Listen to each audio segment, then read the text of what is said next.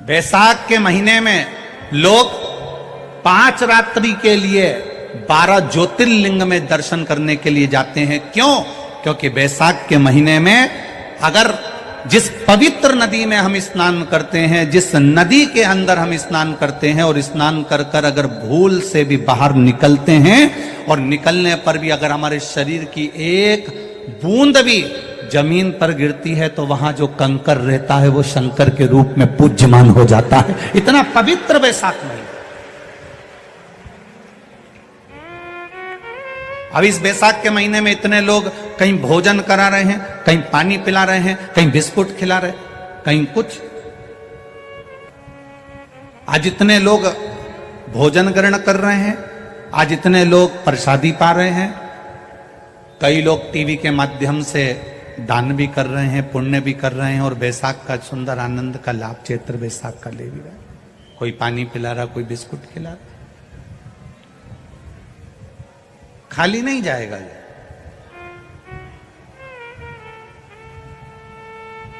इतनी कड़कड़ाती हुई धूप में बैठकर आप लोग जो कथा सुन रहे हैं ये खाली नहीं जाएगा। जैसे राजा भर्तरी ने गुफा में बैठकर तप किया था, गुरु गोरखनाथ का दर्शन हुआ और गुरु गोरखनाथ ने देवाधिदेव महादेव का दर्शन राजा भर्तरी को कराया। आप भी इस कथा के पंडाल की गुफा में बैठकर धूप में तपते हुए शिव पुराण की कथा को सुन रहे हो, खाली नहीं जाएगा। मेरा महाकाल दर्शन देगा, निश्चित है। तेरी कृपा बिना न हिले मेघ भी लेते सांस, तेरी कृपा से तरो तरो बखान क्या करूं मैं, राखों के ढेर का चपटी भभूत में खजाना कुबेर का। हे गंगाधार मुक्ति द्वार ओमकार तू, भोले ओमकार तू, आयो शरण तिहारी शंभो तार तार तू। ये सुंदर प्रसंग मिलाया, एक सुंदर आनंद की अनुभूति हुई है।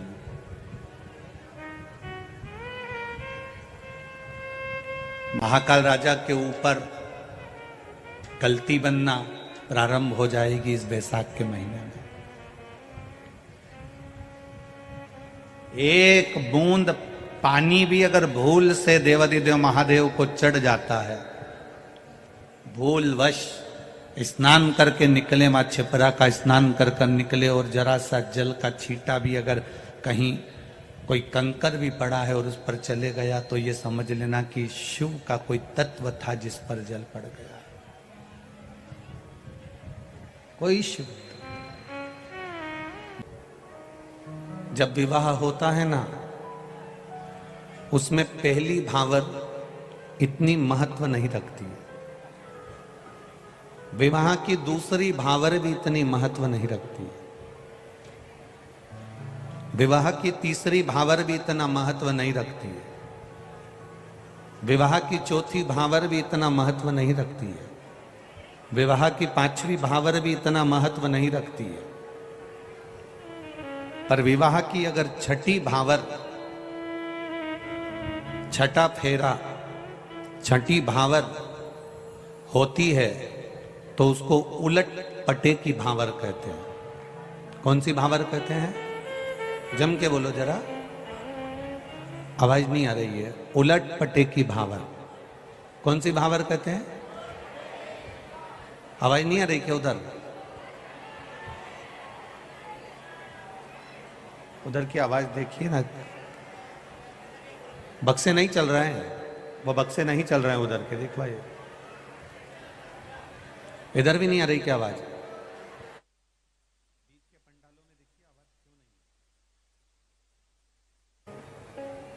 उलटपटे की भावर का मतलब होता है कि अभी तक कन्या वर के दाईं ओर बैठती थी, अब वो कन्या वर के इस भावर के बाद कन्या वर के बाईं ओर बैठ जाएगी।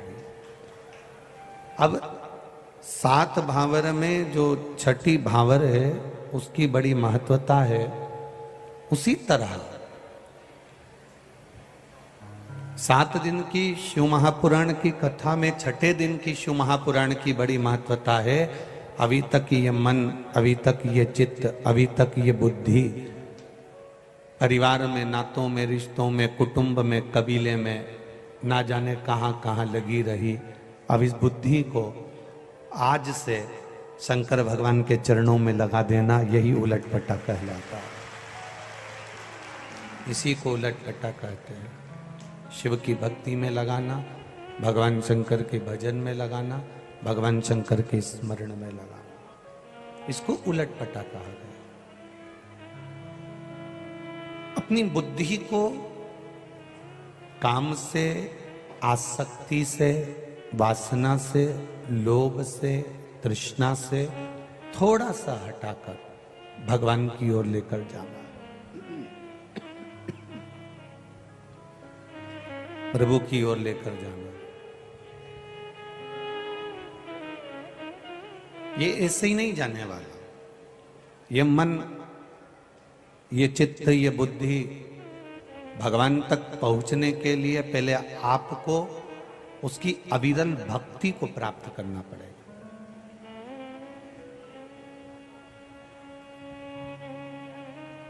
जिस दिन आपकी अविरल भक्ति, जिस दिन आपकी भक्ति, अविरल भक्ति प्रबल हो जाए, जिस दिन आपकी भक्ति का बल बढ़ जाए, और भक्ति का बल बढ़ाने के लिए यह जरूरी नहीं है कि आप घंटों तक मंदिर में बैठे रहोगे तो भक्ति जागेगी। आप छिपरा जी के घाट पर, गंगा जी के घाट पर, सरयू जी के घाट पर घंटों तक बैठे रहोगे तो भक्ति जागेगी। आप किसी गुरु जी के दरवाजे पर घंटों तक बैठे रहोगे तो भक्ति जागेगी। शिव महापुराण की कथा ये नहीं कहती कि भक्ति वहां बैठकर जागेगी। शिव महापुराण की कथा तो कहती है आप अपने घर पर बैठकर भी अगर दिल से एक क्षण के लिए भी उस परमात्मा को पुकार लोगे तो भक्ति जाग जाएगी, ये निश्चित है। बहुत हंडा भर के भगवान को जल चढ़ाओ तो भगवान प्रसन्न होंगे, यह हमारा शास्त्र नहीं कहता। किसी में भी शिव महापुराण की ऐसी कोई स्थान नहीं जहां पर लिखा हो कि भगवान को तुम 1 टैंकर जल चढ़ाओ या 10 किलो या 20 किलो या 50 किलो दूध चढ़ाओ। गीता प्रेस गोरखपुर की पूरी शिव पुराण को उठाकर देखना, उसमें कहीं नहीं लिखा कि महादेव को आप इतना 50 किलो का भोग लगाओ या 25 किलो का भोग लगाओ या 60 किलो का भोग लगाओ।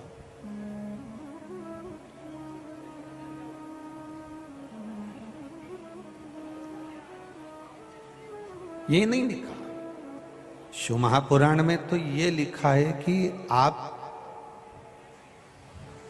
भगवान को अगर दे रहे हो तो आपके मन से, अपने भाव से, अपने चित्त से, अपने हृदय से, अपनी बुद्धि से और अपने दिल से एक बूंद भी जल की अगर समर्पित कर रहे हो, एक चावल का दाना भी आप देवाधिदेव महादेव को दे रहे हो, आप एक फूल की पंखड़ी भी अगर समर्पित कर रहे हो तो मेरे महादेव ने उसको करोड़ों में स्वीकार करा है, उसको थोड़े में स्वीकार नहीं।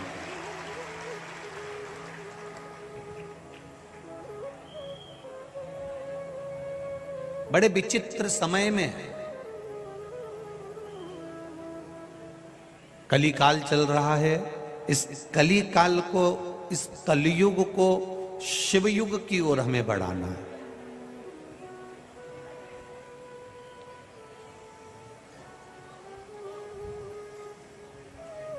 बड़े बड़े शहरों में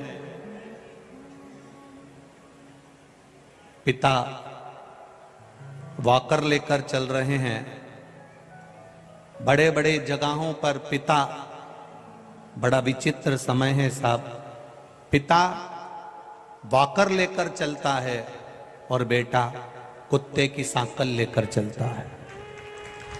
ये बड़ा विचित्र जमाना।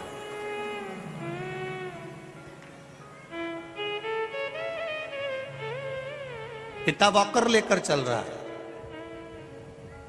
और बेटा सवेरे मॉर्निंग वॉक में घूमने के लिए जाता है तो कुत्ते की सांकल पकड़कर जाता है, कुत्ते की रस्सी पकड़कर जाता है, कुत्ते की सांकल पकड़कर जाता है। हम किन भ्रम में हैं? हमारी चित्तवृत्ति को, हमारे मन को, हमारी श्रद्धा को, हमारे विश्वास को, हमारी दृढ़ता को हम पक्का ही नहीं कर पा रहे।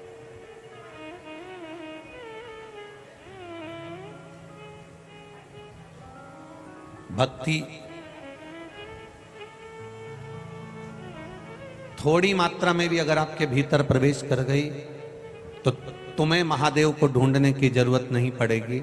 मेरा महाकाल राजा तुम्हें ढूंढता हुआ तुम्हारे पास में आ जाएगा। थोड़ी भी भक्ति, थोड़ा भी विश्वास, थोड़ी भी दृढ़ता, थोड़ा भी भजन, थोड़ी भी भक्ति अगर आपके अंदर प्रवेश कर गई तो महाकाल बाबा आपको ढूंढेगा। ढूंढता जरूर है। पहले एक कथा आपको सुनाई थी, आपको स्मरण में होगी कि एक भक्त भगवान के मंदिर में जाता था, गणेश जी को जल चढ़ा देता था, कार्तिकेय जी को जल चढ़ा देता था, मां अंबा को जल चढ़ा देता था, पर महादेव जी को चढ़ाकर ही नहीं आता था। तो महादेव जी ने एक बार पार्वती जी से पूछा कि ये तुम पर जल चढ़ाता है, गणेश जी पे जल चढ़ाता है, षडानंद कार्तिकेय पर जल चढ़ाता है, पर मुझ पर जल नहीं चढ़ाता। एक बार मुझे जाकर इससे पूछना पड़ेगा। महादेव स्वयं उस भक्त के पास में जाते हैं और महादेव उस भक्त से जाकर पूछते हैं कि तू जल क्यों नहीं सबको चढ़ा रहा है पर मुझे क्यों नहीं चढ़ा। उस भक्त का केवल एक ही कहना था, अगर मैं आपको जल चढ़ा देता तो भी आप मुझे मिलने के लिए नहीं आते, पर मैंने सबको जल चढ़ाए और आपको छोड़ दिया। मुझे मालूम था एक ना एक दिन महादेव मुझसे पूछने जरूर आएगा कि मुझे क्यों छोड़ा। भक्ति को बढ़ाना है, हम हमारे विश्वास को बढ़ाना है।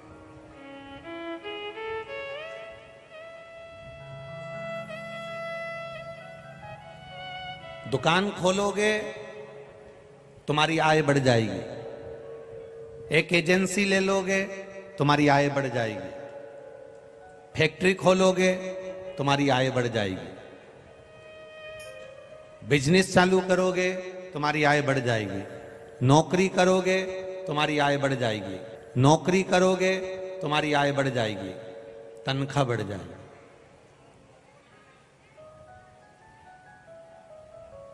पूरी दुनिया के लोग आय बढ़ाने का साधन ढूंढ रहे हैं, पर दुनिया के लोगों जितनी तुम आय बढ़ाने का साधन ढूंढ रहे हो, तुम ढूंढो दुनिया का एक एक व्यक्ति ठेला चलाने वाला हो चाहे बुजुर्ग से बुजुर्ग हो, वो आय बढ़ाने का साधन ढूंढ रहा है। मैं दुकान खोल लूंगा आय बढ़ जाएगी, मैं ऑटो खरीद लूंगा आय बढ़ जाएगी, ई रिक्शा खरीद लूंगा आय बढ़ जाएगी, मैं ये कर लूंगा आय बढ़ जाएगी। हमने प्रत्येक मनुष्य सुबह से शाम तक आय बढ़ाने का साधन ढूंढ रहा है, पर वो मनुष्य आज तक नहीं मिला जो उम्र बढ़ाने का साधन ढूंढ रहा हो कि हमारी उम्र कैसे बढ़े। आय तो बढ़ जाएगी, तुम्हारे पास नौकरी भी बढ़ जाएगी, आय भी बढ़ जाएगी, पैसा भी बढ़ जाएगा, संपदा भी बढ़ जाएगी, सब कुछ तुम्हारे पास बढ़ जाएगा, पर उम्र भी तो बढ़ना चाहिए। अब मालूम पड़े, तुम्हें तो मालूम ही नहीं कि तुम्हारी उम्र कितनी है। फैक्ट्री तुमने लगा ली, एक दुकान की 4 दुकान तुमने कर ली, एक एजेंसी की 4 एजेंसी तुमने कर ली, एक जगह को तुमने 4 जगह लगा दिया, खूब पैसा कमाया, खूब फैक्ट्री सजाई, खूब धन कमाया, आय बढ़ाई, आय बढ़ाई, हमारी इतनी आय बढ़ गई, हमारी इतनी आय बढ़ गई, हमारी इतनी आय बढ़ गई, और तुमको ये नहीं मालूम कि तुम्हारी उम्र बढ़ी कि नहीं बढ़ी। अब तुमने फैक्ट्री लगा ली, दुकान लगा ली, धंधा बढ़ा लिया, आय बढ़ा ली, आय बढ़ाने के चक्कर में तुम्हारी उम्र कितनी चली गई। अब मालूम पड़े आय तो बढ़ गई और मालूम पड़े छाती में दर्द हो गया और हॉस्पिटल में पड़ा रिया, तो फिर वो आय किस काम की जब जाने का समय ही आ गया। आय बढ़ाने के साधन के साथ में उम्र बढ़ाने का साधन भी ढूंढो। दुकान पर बैठने से आय बढ़ती है, फैक्ट्री पर बैठने से आय बढ़ती है, ऑफिस में बैठने से आय बढ़ती है, ऑटो में रिक्शे को चलाने से आय बढ़ती है, बिजनेस में बैठने में आय बढ़ती है।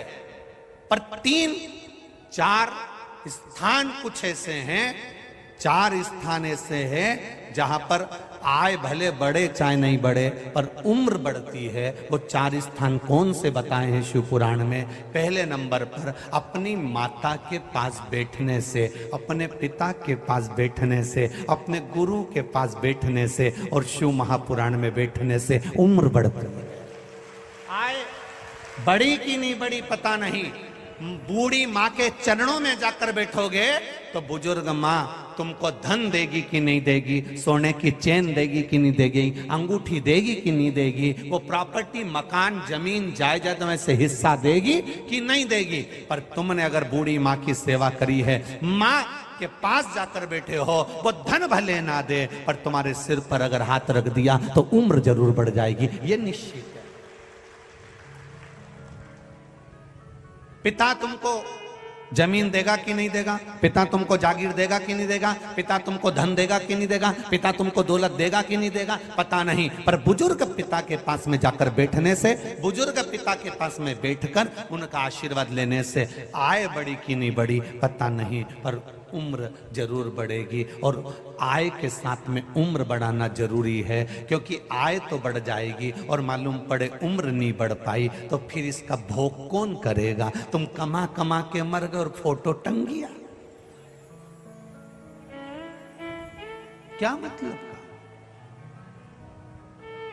मां के पास बैठने से उम्र बढ़ती है, पिता के चरणों में बैठने से उम्र बढ़ती है। किसी सतगुरु के पास में जाकर मौका मिल जाए, कोई सतगुरु मिल जाए, कोई सत्संगी मिल जाए, कोई भजनावली मिल जाए, कोई कीर्तनी मिल जाए, कोई भगवान का नाम जाप करने वाला मिल जाए, उसके चरणों में बैठने से उम्र बढ़ती है। और शिव महापुराण की कथा में जाकर कुछ देर बैठने से, सत्संग में थोड़ी देर बैठने से उम्र बढ़ती है। ये उम्र बढ़ने के स्थान, ये उम्र बढ़ने की जगह है, यहां पर उम्र बढ़ रही है, यहां उम्र घट नहीं रही है, बढ़ रही है। ये स्थान है उम्र बढ़ने के महाराज, जहां पर उम्र बढ़ती है। आय बढ़ाने के साधन के साथ साथ उम्र बढ़ाने के साधन भी ढूंढना, अपनी माँ के पास में जाकर बैठना। माँ तू कैसी है, तुझे दुख तो नहीं है, तुझे कष्ट तो नहीं, रिटर्न नहीं आ रहा है बाबू, दुख तो नहीं है, कष्ट तो नहीं है, तकलीफ तो नहीं है। पिता के पास जाकर बैठना, पिता आपको कोई दुख तो नहीं है। मेरे पिताजी ने पूरा मकान उसको दे दिया, मेरे पिताजी ने पूरी दुकान उसको दे दी, मेरे पिताजी ने पूरी जमीन उसको दे दी, मेरे पिताजी ने सब सामान उसको दे दिया। पिताजी ने जिसको जमीन दी, मकान दिया, दुकान दी, जमीन जायदाद जिसको दी, दे देन दो। जिसने जमीन जायदाद मकान पिता का अगर हड़प भी लिया है ना, तो वो बहुत दिन तक नहीं चलता। एक आध दिन उसके बेटे ने शेयर मार्केट और डब्बा खेला ना, तो पूरी जमीन जायदाद जमीन सब 2 के भाव में चली जाती है। माता पिता ने क्या किसको दिया उससे मतलब मत रखना, पर माता पिता का मरते समय तक का आशीर्वाद हमारे पास में होना चाहिए, गुरु का आशीर्वाद हमारे साथ होना चाहिए। सदगुरु का आशीर्वाद हमारे साथ होना चाहिए। और शिव महापुराण की कथा में कोई तुमसे पूछे वहां जाने से क्या मिलेगा, कितनी धूप पड़ रही है कड़कड़ाती हुई। आज उज्जैन नगर में कम से कम 8 से 10 लाख लोग पूरी इस कथा के अंदर विराजमान। पूरे उज्जैन की ये बरनागर रोड क्या, पूरी रोडें, पूरी गाड़ियां, बसें सब भरी पड़ी हुई है। रेलवे स्टेशन पर भी पांव रखने की जगह नहीं है। मां छिपरा का जब स्नान लोग सुबह कर रहे हैं तो ऐसा लगता है जैसे कुंभ का स्नान कर रहे हैं। सहजता नहीं है, सरलता नहीं है। एक पंडा चेतन द्वारकाधीश मदन लाल जी शास्त्री गुलाटी गुरु, इनकी तरफ से कुंटलों से ड्राई फ्रूट्स बांटा जा रहा है। ये शिव तत्व है। कोई लस्सी, कोई छाछ, कोई दूध, कोई दही, कोई पानी, कोई बिस्कुट, कोई खिचड़ी, कोई दही बड़ा, कोई हलवा, रात रात भर बांट रहा है। रात रात कृपा किस रूप में? एक पशुपतिनाथ मंदिर बजरंग नगर इंदौर से रोज किसी भक्त ने एक बस लगा के रखी और इंदौर से एक बस रोज भक्तों को लेकर फ्री आती है और फ्री लेकर जाती है। ये शिव तत्व। लोग ट्राली लेकर आए हैं, ट्रैक्टर लेकर आए हैं, कोई बस लेकर आया है, कोई गाड़ी लेकर आया है। पेट्रोल डलवाने वाले ने पेट्रोल डलवा दिया, गाड़ी चलाने वाले ने गाड़ी चला ली, पर इतने लोगों को कथा पंडाल तक लेकर गए हो और इतने लोगों को वापिस अपने घर तक लेकर जाओगे। जितने लोगों को तुमने कथा सुनवाई है उसका एक एक अंश गाड़ी चलाने वाले को और डीजल पेट्रोल डलवाने वाले को जरूर प्राप्त होगा, ये निश्चित है। जो तुम इतने लोगों को लेकर आए उसकी भक्ति कहीं खाली नहीं जाएगी, उसका विश्वास खाली नहीं जाएगा। महाराज, उम्र बढ़ाने का साधन है दान, धर्म, पुण्य, सत्कर्म, तीर्थ, व्रत, भजन, कीर्तन। ये उम्र बढ़ाने का साधन, इससे उम्र बढ़ती है, उम्र बढ़ रही।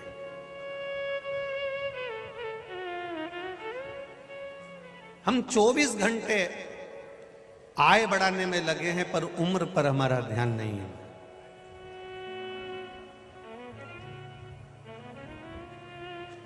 उम्र पर हमारा ध्यान नहीं जा रहा।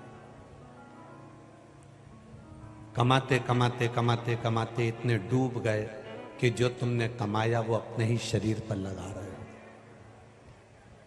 अब बीमारी में लगाना पड़ रहा है, अब रोग में लगाना पड़ रहा है, अब तकलीफों में लगाना पड़ रहा है।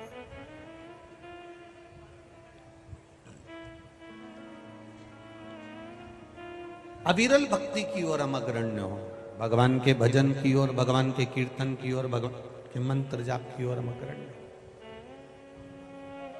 जितनी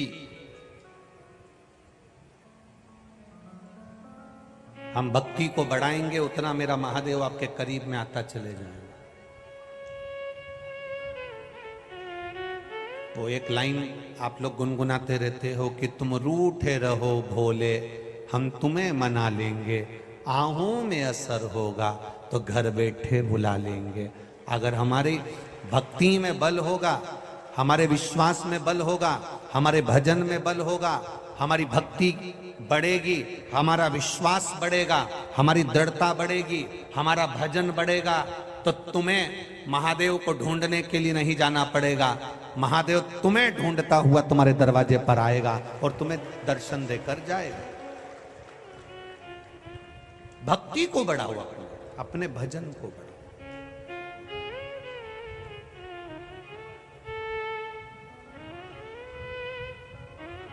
सरकार ने 1000 का नोट बंद कर दिया।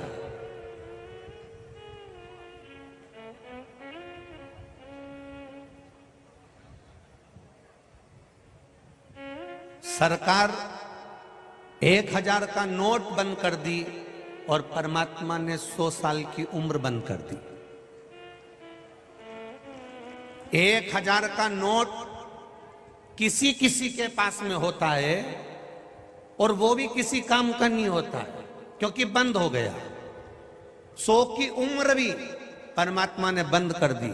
किसी किसी की 100 की उम्र होती है और वो भी काम की नहीं होती है। शरीर पलंग पर पड़ा रहता है, भजन कीर्तन स्मरण कुछ नहीं हो पाता है। भजन की उम्र 100 वर्ष नहीं है। भजन की उम्र तो तुम्हारा बचपन, तुम्हारी जवानी, तुम्हारी अधेड़ी, ये जितनी भगवान ने दी है, जब तक शरीर चले तब तक भगवान की अविरल भक्ति में डूबने के लिए ये शरीर परमात्मा ने दिया है। जब तक शरीर चले, और जब तक ये शरीर चले तब तक इसको परमात्मा में डुबाने का प्रयास करिए। बहुत आड़ा टेढ़ा बोलकर, बहुत अपशब्द कहकर, किसी को ताना देकर, किसी को गाली देकर उससे महानता हमारी नहीं हो सकती। बड़ी गाड़ी लाओ, बड़ा बंगला बनाओ, बड़े बड़े लोगों में बैठो, बड़ी जमीन खरीदो, मना नहीं है। बड़ी गाड़ी लाओ, बड़ा बंगला बनाओ, बड़ा धंधा खोलो, बड़ा बिजनेस खोलो, बड़े बड़े लोगों में बैठो, मना नहीं है। बस एक निवेदन है, अपने मुख से बड़ी बड़ी बात कभी मत करो। बड़ा धंधा खोलोगे चल जाएगा, बड़ी गाड़ी लाओगे चल जाएगा, बड़ा बंगला बनाओगे चल जाएगा, बड़ा बिजनेस खोलोगे चल जाएगा, बड़ी जमीन खरीद लोगे चल जाएगा, पर अपनी जीवान से कभी बड़ी बड़ी बात मत करना, किसी को नीचे दिखाने की बात मत करना, इतने बड़े मत हो जाना कि तुम्हारे शब्द बड़े हो जाएं। और जो बड़ा धंधा खोले तो महादेव को कोई दिक्कत नहीं है, बड़ी गाड़ी ले महादेव को कोई दिक्कत नहीं है, बड़ा घर बनाए महादेव को कोई दिक्कत नहीं है, बड़ा बिजनेस खोले महादेव को कोई दिक्कत नहीं है, बड़ा व्यापार करे महादेव को कोई दिक्कत नहीं है, बड़े व्यक्ति के साथ रहे महादेव को कोई दिक्कत नहीं है। पर व्यक्ति इन बड़ों बड़ों के साथ में जब बड़े बड़े बढ़ते चले जाते हैं, तब बड़ों के साथ में रहते रहते वो बड़ी बड़ी जब बात करने लगता है तो फिर महादेव को सुहाता नहीं है, क्योंकि तू मेरे दिए पर पलने के बाद भी इतनी बड़ी बात कर रहा है। बड़ा धंधा खोलोगे तो महादेव खुश होंगे, बड़ा व्यापार करोगे महादेव खुश होंगे, बड़ा घर बनाओगे महादेव खुश होंगे, बड़ा काम धंधा करोगे महादेव खुश होंगे, बड़े लोगों के साथ रहोगे तो महादेव खुश होंगे। पर बड़ी बड़ी बात मत करना, तू मुझे पहचानता नहीं है, मैं उसके साथ रहता हूं। किसी भी बड़े के साथ रहना। महादेव का डमरू में एक रस्सी इधर होती है तो एक रस्सी इधर होती है, बस यूं खटके नहीं, रोड खटका देख लो, और यूं खटके तो बस ये देखो सब चतुर चतुर बैठे हैं डमरा डमरू लेके, यूं खटके और खटकते से ही बस इधर का भी बजे नहीं इधर का भी बजे। महादेव का काम ही केवल इतना है, मेरे भोलेनाथ जी का काम कितना है, बस इतना ही। मेरे शंकर भगवान का एक ही काम है, नीचे का ऊपर और ऊपर का नीचे कब कर देता है लोगों को ही नहीं मालूम पड़ पाता है, उसका काम ही यही है। खाली न जाता कोई दर से तुम्हारे, अरे मैं भी खड़ा हूँ नंदी बाहें पसारे, अपने हृदय से लगा लो गिरा जा रहा हो, उठा लो उसका काम ही यही है, बस नीचे से उठाकर ऊपर कर दिया, ऊपर से उठाकर नीचे कर दिया, उसका काम ही यही है। दूसरा काम नहीं मेरे महादेव, पलटना।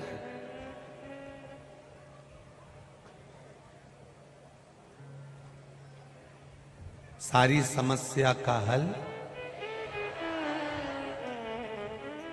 एक लोटा जल हम चढ़ा रहे हैं, एक लोटा जल हम महादेव को दे रहे हैं, महादेव को रोज प्रदान कर रहे हैं, तो वो जल खाली जाता है क्या? नहीं, खाली नहीं जाता। किसी पेड़ के नीचे रोज रोज रोज पानी डालो, रोज।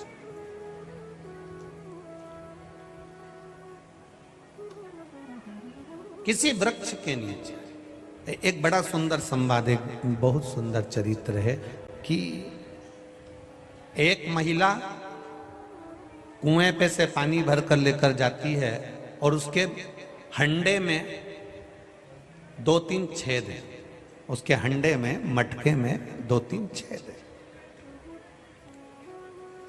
अब महिला पानी लेकर जा रही, उसके हंडे में छेद हैं, उसके मटके में छेद है,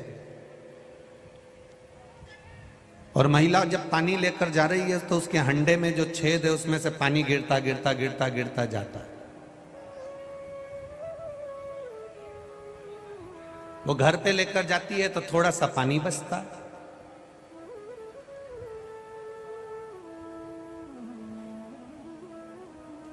बड़ी गांव के लोगों ने उससे कहा कि तू पागल हो गई है, तू मूर्ख हो गई है, हंडे में छेद है, पानी लेकर जाती है, घर तक लाती है तो थोड़ा सा पानी बचता है, तो ऐसा पानी भर कर जाने से मतलब क्या है? हंडे में जो छेद है, फिर ऐसा पानी भरकर लाने से क्या मतलब है? अब एक स्त्री, एक नारी पूरा घड़ा भरकर लेकर जा रही है, उसमें कोई छेद नहीं, उसका रास्ता इधर है, इसका रास्ता इधर है, कुएं पे रोज मिलती है, दोनों की बात होती है। एक दिन इधर जाने वाली ने इधर वाली से कहा, आज तू मेरे साथ चल मेरे घर। वो हंडे को कुएं पे रखकर इसके घर चल दी, और फिर 2 दिन बाद इधर जाने वाली ने कहा कि तू मेरे साथ मेरे घर चल। तो इधर वाली जब इधर की ओर जाने लगी, जाते जाते जाते जाते उसने क्या देखा कि मेरे घर के रास्ते पर तो एक पेड़ नहीं, एक पौधा नहीं, एक पुष्प नहीं, केवल कांटे ही कांटे लगे हैं। और इसके घर जाते हैं ना तो आसपास में इतना घास, इतनी हरियाली, पौधे, पेड़, वृक्ष सब हरे भरे हैं। उसका कारण क्या है? इधर जाने वाली स्त्री ने कहा, मैं इन पेड़ों को भले पानी नहीं देती, मैं इन वृक्षों को भले जल नहीं देती, पर मेरा हंडा अगर फूटा है ना, उसमें से जो पानी गिरता हुआ रोज जाता है, वो एक बूंद भी पानी अगर इनको मिल जाता है तो ये मुझे फल भी देते हैं और फूल भी देते हैं। ये मुझे फल भी दे रहे हैं, फूल भी दे रहे हैं, छाया भी दे रहे हैं, और मुझे सब कुछ प्रदान कर रहे हैं। बाहर की आवाज इधर आ रही है। फल भी दे रहे हैं, फूल भी दे रहे हैं, वृक्ष भी। ये वृक्षों को जो थोड़ा बहुत मिला है, इन वृक्षों को थोड़ा बहुत जो प्राप्त हुआ है, इन वृक्षों को जो थोड़ा बहुत मिला है, उससे ये फल भी देते हैं, छाए भी देते हैं और फूल भी देते हैं। अब इसको नहीं मालूम कि मेरा हंडा जो फूटा हुआ है, उसमें से जो पानी गिर रहा है, उससे ये वृक्ष हरे हैं। मेरा हंडा जो फूटा है, उसमें से जो पानी गिर रहा है, उससे ये फूल है, उससे ये फल है। वो तो बस निकल कर जा रही है। आप भी ये कभी विचार मत करना कि महादेव मेरी सुनते नहीं है, महादेव मुझे कुछ दे नहीं रहा है। ना ना ना ना, जैसे एक हंडे में छेद है और पानी गिरता हुआ जाता है, तो वृक्ष हरे होकर फल भी देते हैं, फूल भी देते हैं। उसी तरह यदि आप रोज महादेव को एक लोटा जल चढ़ा रहे हो, महादेव अगर आज नहीं देगा तो कल देगा, पर तुम्हारी झोली खुशियों से, पुष्प और फल से भर ही देगा। वो भरेगा, ये निश्चित है।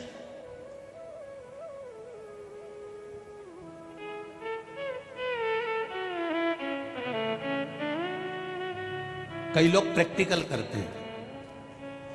सियोर वाला महाराज कह रहा है तो एक आध महीना करके देख लेते, 2 महीना करके देख लेते, 3 महीना करके देख लेते।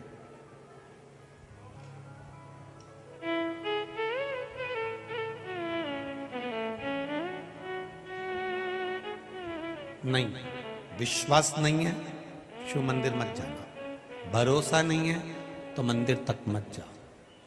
हम तो आपसे भी कहते हैं, जितने लोग यहां रोड पर बैठकर कथा सुन रहे हैं, गाड़ियों पर चढ़कर कथा सुन रहे हैं, ट्रैक्टर ट्राली में पन्नी लगाकर कथा सुन रहे हैं, प्रसाद बांटने की टेबल के नीचे घुसकर बैठकर कथा सुन रहे हैं, तपतपाती हुई रोड पर बैठकर कथा सुन रहे हैं, शायद उज्जैन के इतिहास का पहला कथा होगी जहां रोड पर टेबल के नीचे, गाड़ी के नीचे, एम्बुलेंस के पास, फायर ब्रिगेड के पास, जहां मौका मिल रहा है वहां बैठकर कथा सुन रहे हैं। इन सब से केवल इतना सा कहना है, आप तक जहां तक हमारी आवाज जा रही हो, उनसे एक निवेदन है, आपके भीतर विश्वास है, इसलिए आप इतनी चिलचिलाती हुई धूप में बैठकर कथा सुन रहे हो, आपका विश्वास पक्का है, इसलिए आप शिव महापुराण की कथा को इतनी अधिक मात्रा में बैठकर सुन रहे हो।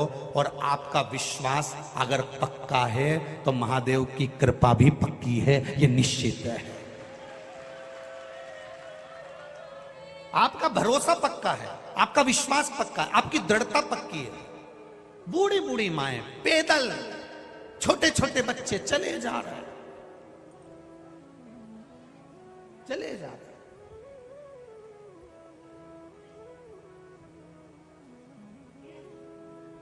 बहुत दूर तक चले जा रहे हैं।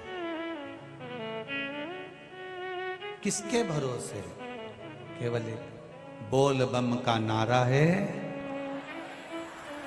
बाबा एक सहारा, उसके भरोसे और किसी के भरोसे।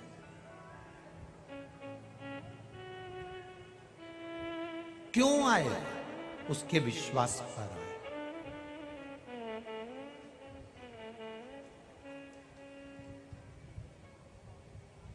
कई लोग हमसे कहते हैं, ये आए हैं इनसे मिलो, वो आए हैं उनसे मिलो, वो आए हैं उनसे मिलो।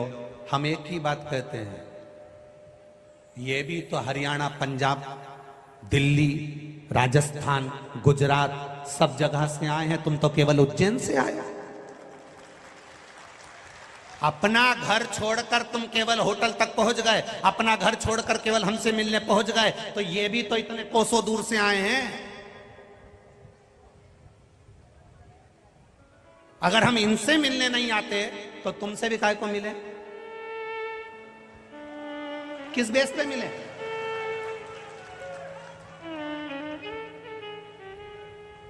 अगर इनसे मिलने नहीं आते, ये भी तो हमारी इंतजार करते हैं, एक मात्र दर्शन करने के लिए तपती हुई धूप में रोड पर बैठे रहते हैं कि महाराज निकलेगा तो दर्शन हो जाएंगे।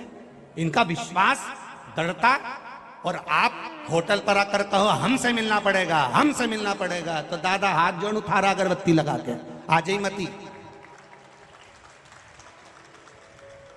ये भी तो शिव भक्त हैं, ये भी तो शंकर के भक्त हैं।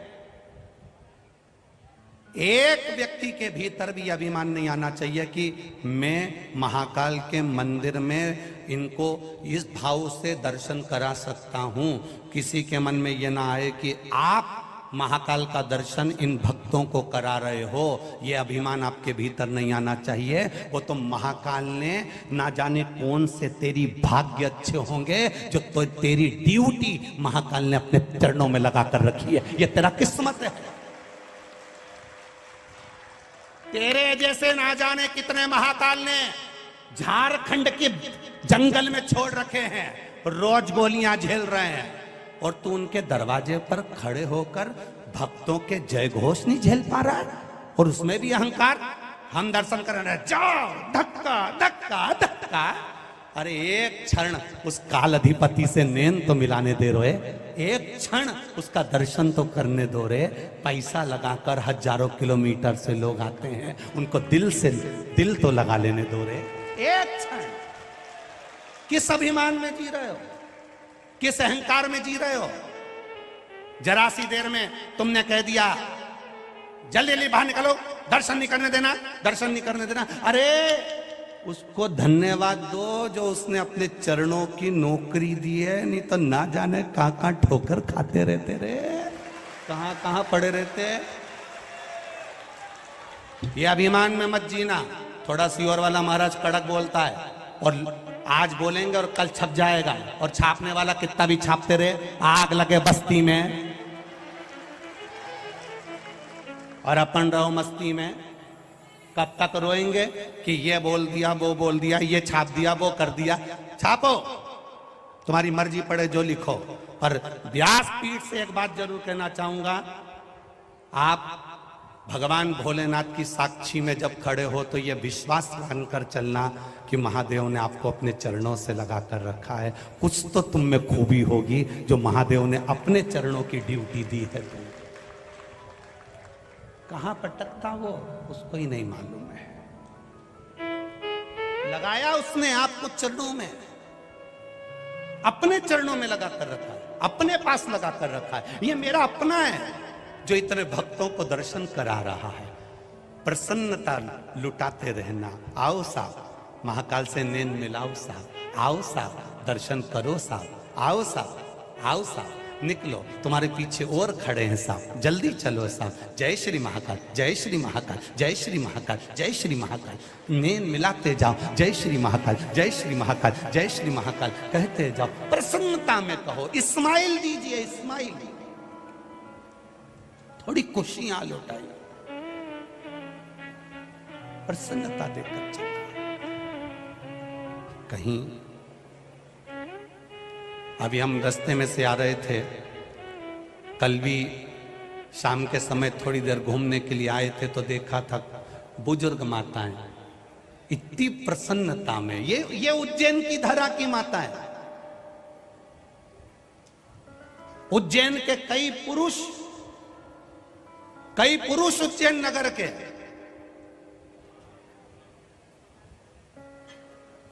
कई जगह पर कथा करने गए, वहां केवल उनके अपने लोग सेवा में लगे रहते हैं। पर यहां जो भोजन भंडारा चल रहा है, लाखों लोग भोजन कर रहे हैं, उसमें उज्जैन नगर के कई पुरुष बड़े बड़े भगोने हाथ से उठा उठा कर ले जाकर रख रहे हैं। धन्य है ऐसे नगर के पुरुषों को, इस उज्जैन नगर अवंतिकापुरी के पुरुषों और माताओं को। एक वो कोई बच्ची है,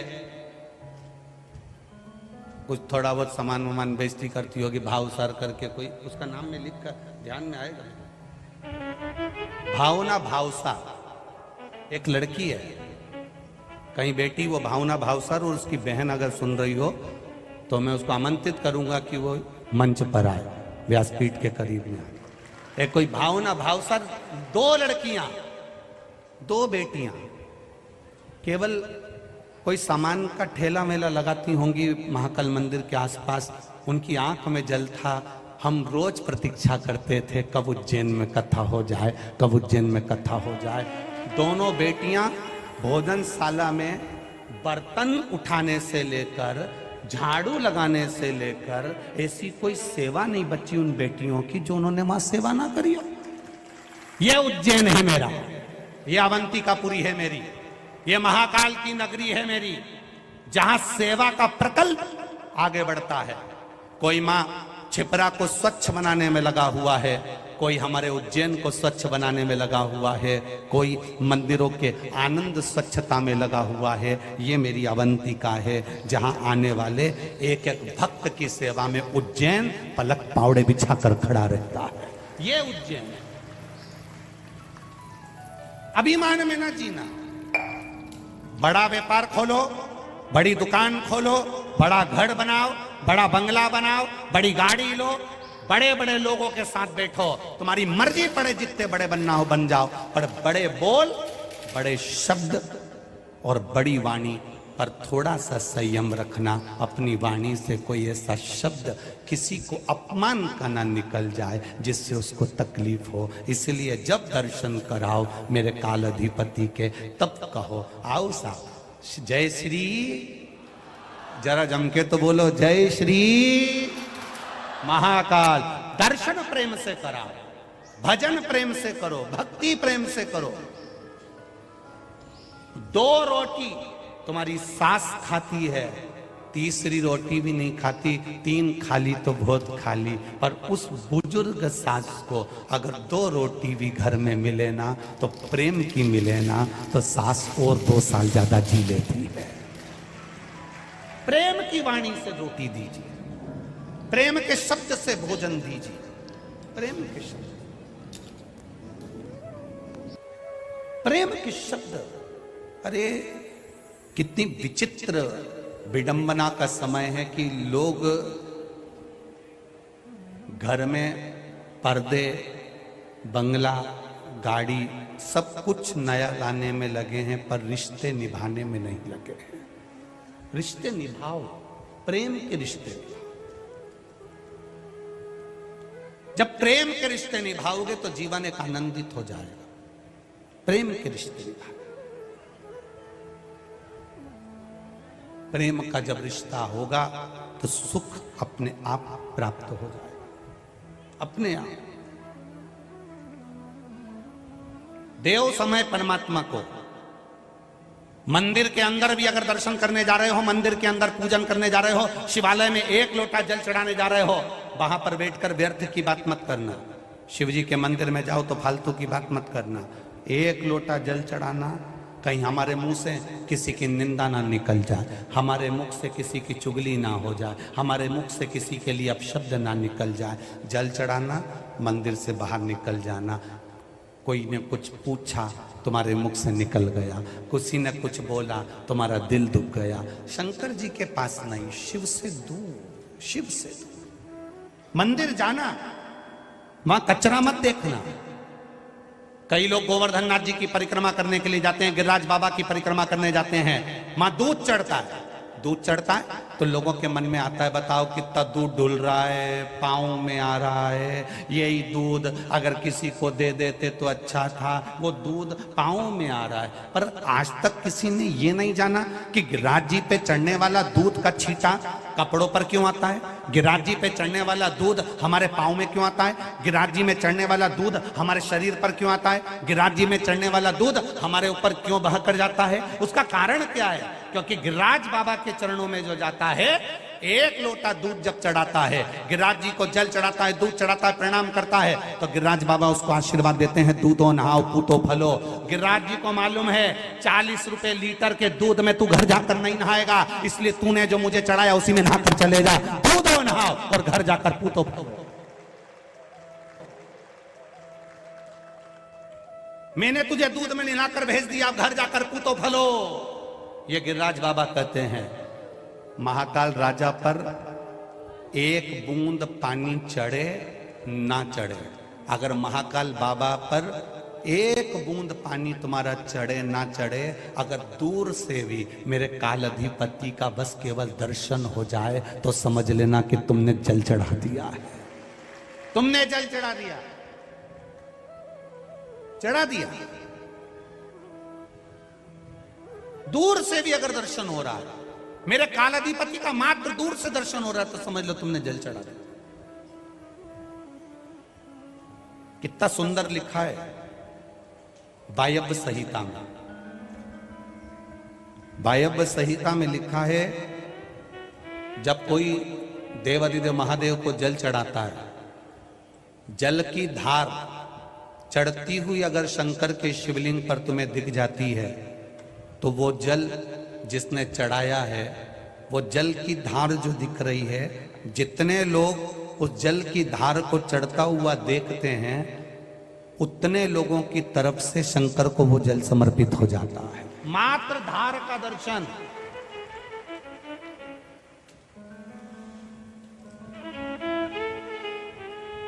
मात्र धार का दर्शन। वायव्य संहिता शिव महापुराण की वर्णन कर रही है क्यों शंकर जी के ऊपर जल का पात्र बांधा जाता है, क्यों बूंद बूंद पानी टपकता है, क्यों जल में से एक एक जल की धार महादेव के ऊपर चलती रहती है, क्यों वेद पाटी ब्राह्मण भूदेव जब अभिषेक कराते हैं तो जल की धार धीरे धीरे चढ़वाते हैं, उसका कारण क्या है? क्यों शिव जी के ऊपर जलाधारी लगी, उसमें से एक एक बूंद पानी गिर रहा है? वायव्य संहिता कहती है जितने भक्त दर्शन करने के लिए आते हैं, अगर एक बूंद टपकते हुए पानी की भी शिव जी पर मात्र दिख जाती है तो उसकी तरफ से शिव जी को पानी समर्पित हो जाता है, जल समर्पित हो जाता है। मात्र एक बूंद पानी टपकता हुआ भी दिखता है तो वो जल समर्पित हो जाता है। प्रेमवश की आनंद, महादेव की सेवा जैसी दुनिया में किसी की सेवा नहीं है साहब। वो कुछ नहीं मांगता आपसे, कभी आपसे नहीं कहता कि मुझे तू सोना देना कि चांदी देना कि अंबर देना कि पीतांबर देना कि धन देना कि दौलत देना कि मुझे तू ये 56 भोग देना। महादेव को नीची है, तुम तो तुम्हारे पास रखो, तुम महादेव को कुछ मत दो पर महादेव को समय जरूर दो। एक लोटा जल चढ़ाने महादेव के सामने जाओगे मतलब महादेव को तुमने समय दिया। शिव पुराण कथा सुनने के लिए आए हो, महादेव को समय दिया। टीवी खोलकर बैठे हो 1 बजे से 4 बजे तक, महादेव को समय दिया। और याद रखना, दुख की घड़ी में सब साथ छोड़ देंगे। जिसके साथ तुम 24 घंटे रहते थे वो भी साथ छोड़ देगा, जिसके साथ तुम हर पल रहते थे वो भी साथ छोड़ देगा। जब तुम्हारे ऊपर कर्जा होगा, तकलीफ होगी, कोई बीमारी आ गई, रोग आ गया, कष्ट आ गया, जिसके साथ तुम रहते थे वो तुम्हें केवल 1 बार 2 बार देखने आएगा, इसके सिवाय नहीं आएगा। तुम्हारे पर कर्जा बढ़ गया तो दुनिया के लोग जिसके साथ तुम 24 घंटे रहते थे वो तुम्हारा साथ देने नहीं आएगा। सारी दुनिया के लोगों को तुमने समय दिया, पत्नी को दिया, बच्चों को दिया, कुटुंब को दिया, कबीले को दिया, माता को दिया, पिता को दिया, रिश्ते को दिया, नाते को दिया, अपने वालों को दिया, बुआ को, फूफा को, रिश्ते को, नातों को, दोस्तों को, फ्रेंड को, जिन जिन को तुमने समय दिया तुम्हारी दुख की घड़ी में वो खड़े नहीं होंगे। पर जिसको तुमने समय नहीं दिया वो महादेव तुम्हारी दुख की घड़ी में खड़ा मिल जाए। जिसको केवल 1 लोटा जल चढ़ाने गए हो, केवल एक क्षण के लिए गए हो, थोड़ी देर के लिए तुम महादेव के पास पहुंचे हो, कितना समय दिया तुमने महादेव को? सवेरे नहाई, लोटा उठाई, जल भरा, पास में मंदिर था, चप्पल नहीं पहनी, दौड़ कर गई और महादेव को चढ़ा के प्रणाम करके और थोड़ा सा जल लेकर वापिस आ गई। जीजी कितना देर लगती है? ईमानदारी से बोलना रही जीजी। ज्यादा से ज्यादा 5 मिनट, 10 मिनट, मंदिर थोड़ा दूर होगा तो 15 मिनट। बोलो रही सही है कि गलत है? ज्यादा से ज्यादा 15 मिनट। 24 घंटे में से 15 मिनट तुमने महादेव को दिए हैं और पूरे 24 घंटे पूरे परिवार को दिए हैं। तुम्हारी दुख की घड़ी में इनको भी आजमा लेना और उस कालाधिपति को भी आजमा लेना। 24 घंटे परिवार को दिए, 24 घंटे बेटे को दिए, 24 घंटा बहू को दिए, 24 घंटा अपने नाते रिश्ते कुटुंब करीबेले सबको दिए। इनको आजमाना एक बार 24 घंटे में।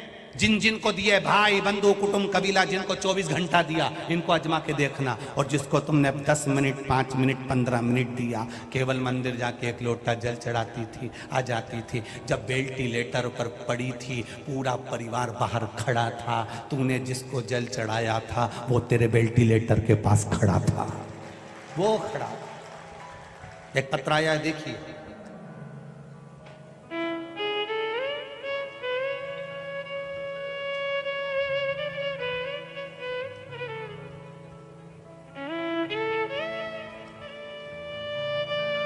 सीमा मरोठिया, मोबाइल नंबर लिखा है 91 पीपली नाका उज्जैन। आप ही हैं? दोनों हाथ हिला दो एक बार। गुरुदेव, मैं अपने जीवन से हार चुकी थी। अचानक एक दिन टीवी पर आपकी कथा आ रही थी जिसमें आप पशुपति व्रत का महत्व बता रहे थे। तो आपका उद्बोधन, 1 लोटा जल हर समस्या का हल। गुरुदेव, मैंने पशुपतिनाथ का व्रत किया, बस जल चढ़ाया, महादेव जी पर आरंभ किया। गुरुदेव, मेरे 14 वर्ष का लड़का जो जन्म से विकलांग, बड़ी बीमारियों से जूझ रहा था, पूरा शरीर काम नहीं करता था, पलंग पर पड़ा रहता था, 14 साल का था। गुरुदेव,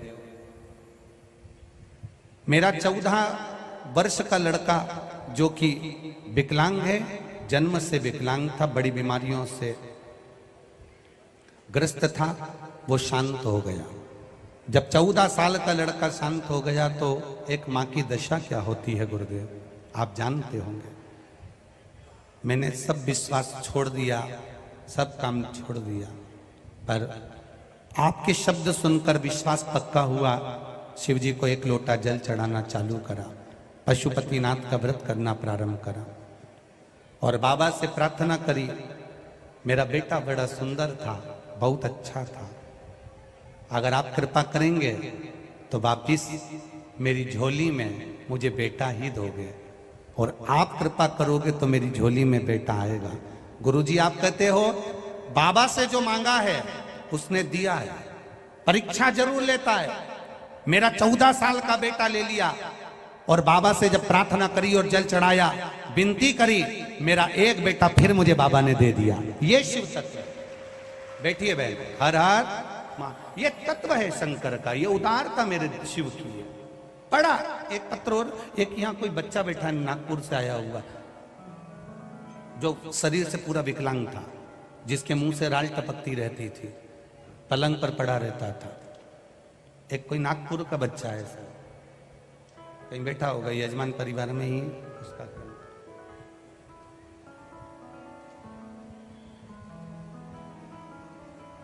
अब शिव तत्व की ओर उसने, उसकी मां ने विश्वास रखा, शिव जी का भरोसा रखा। उसने कहा सब ठीक होते हैं तो ये क्यों नहीं होगा। एक पत्र और बड़ा सुंदर है, देखिए।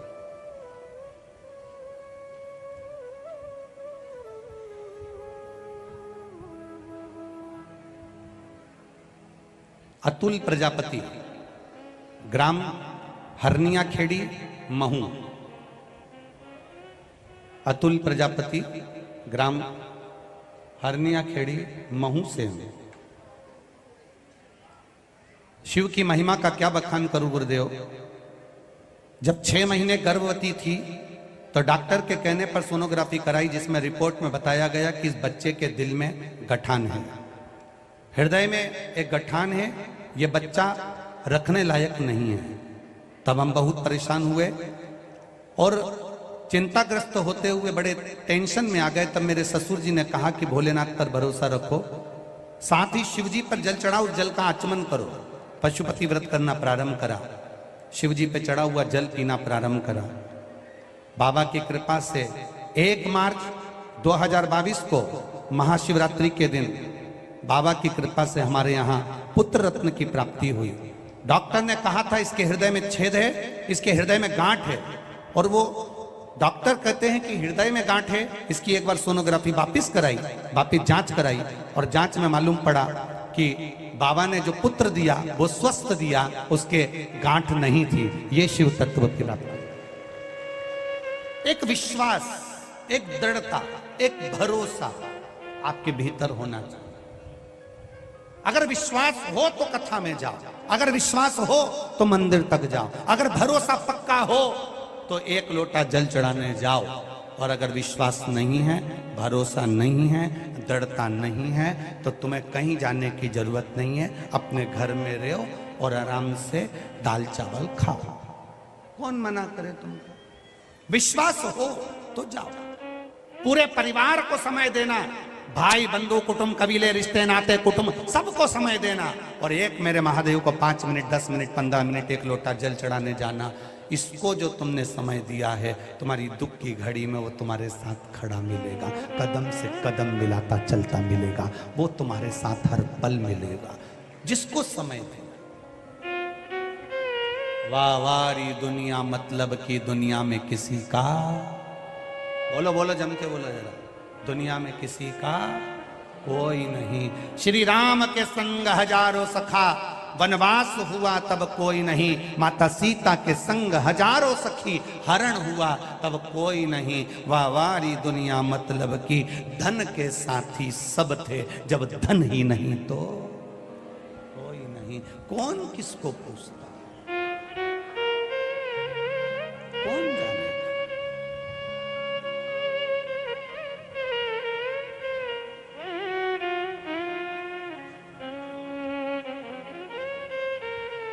किसी का कोई साथ देने वाला नहीं। एक महादेव पर किया गया भरोसा, एक महादेव पर किया गया विश्वास, एक महादेव पर की गई भक्ति, एक महादेव पर करा गया दृढ़ भरोसा, ये साथ दे जाता। दृढ़ भक्ति, दृढ़ विश्वास, भरोसा। और जब महादेव पर करा गया भरोसा, महादेव पर करी गई दृढ़ भक्ति, महादेव पर करा गया विश्वास प्रबल हो जाए तो समझ लो कि हमारे बीच में परम पूज्य गुरुदेव 1008 श्री चारधाम मंदिर शांति स्वरूपानंद जी महाराज जी पधारे। एक बार जोरदार ताली बजाएं महामंडलेश्वर। और जब विश्वास भरोसा दृढ़ होता है तब कहीं ना कहीं परमात्मा का साक्षी करो। महाराज शिव कथा कर रही है, भगवान देवाधिदेव महादेव का संवाद कर रहा है। आपकी दृढ़ता, आपका विश्वास, आपका भरोसा पक्का रखिए।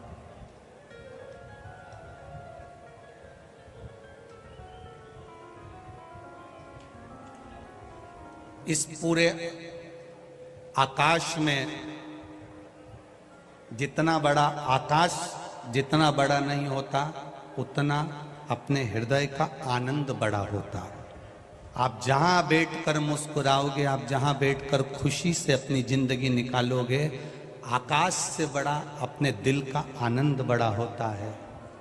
नारी से बड़ा नारी का सुहाग होता है और राम से बड़ा राम का नाम होता है, ये निश्चित है। आकाश से बड़ा हमारे दिल का आनंद है। कभी ये मत सोचना कि हमारे पास गाड़ी नहीं, हमारे पास बंगला नहीं, हमारे पास जमीन नहीं, हमारे पास जायदाद नहीं। कई लोग कहते हैं काश उज्जैन में मेरी भी एक होटल होती। आप लोगों में से भी कई लोग ऐसे होंगे जो काश उज्जैन में मेरे पास एक होटल होती। और कोई कोई ऐसा भी मिलेगा वो कहता है काश उज्जैन में मेरा छोटा सा घर होता तो बड़ी कृपा होती।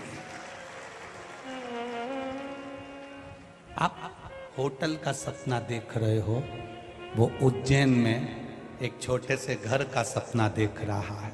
और कोई कोई ऐसा होता है, जितने लोग आस्था पर कथा सुन रहे हैं उसमें से कुछ लोग ऐसे भी होंगे कि घर की नहीं सोचे होंगे, होटल की नहीं सोचे होंगे, उनने इतना ही सोचा होगा काश मैं भी उज्जैन की कथा में होती तो क्या बात।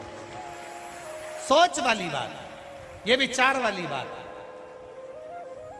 किसी को वैकुंठ प्रिय लगता है, किसी को ब्रह्मलोक प्रिय लगता है, किसी को इंद्रलोक प्रिय लगता है, पर जो महाकाल के भक्त होते हैं उनको तो महाकाल ही प्रिय लगता है, इसके सिवाय कुछ नहीं। जो प्रिय है हमारा, जिससे हमारी लगन लगी है, उसको वही प्रिय लगेगा। आप जाओ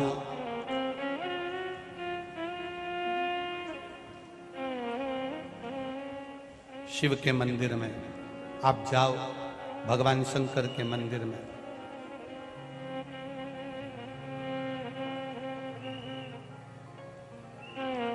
जब आप भगवान शिव के मंदिर में जाएंगे, भगवान शंकर के मंदिर में जाएंगे, शिव की स्तुति करने के लिए जाएंगे तो जीवन का एक आनंद अपने आप पाएंगे। उसको ढूंढने नहीं जाना पड़ेगा, वो आपको ढूंढेगा। तारकासुर को मारने के लिए जब षडानंद कार्तिकेय जी गए तो षडानंद कार्तिकेय जी से माता पार्वती जी कह रही है इसके हृदय में छेद मत करना, इसके दिल को चोट मत पहुंचाना, शरीर में कहीं पर भी बाण चलाना मैं समझ जाऊंगी पर हृदय में कोई बाण मत चलाना। क्यों मां? मां क्यों? माता पार्वती जी ने कहा कि इसके हृदय में महादेव बैठे हैं। जिसके हृदय में महादेव बैठे होते हैं उसका दिल नहीं दुखाया जाता, उसको चोट नहीं पहुंचाई जाती। इसका दिल मत दुखाना, इसको चोट मत पहुंचाना। अवंतिकापुर वासियों, महाकाल की नगरी के निवास करने वाले मेरे भाई बहन, मेरी माताएं, मेरी जीजियां, मेरे जीजाओं, इस अवंतिकापुरी में रहने वाले एक एक बच्चों, आपने रोज रात्रि में आकर किसी को पानी पिलाया, छाछ पिलाई, किसी को पोहा खिलाया, किसी को चाय पिलाई, किसी को भोजन कराया।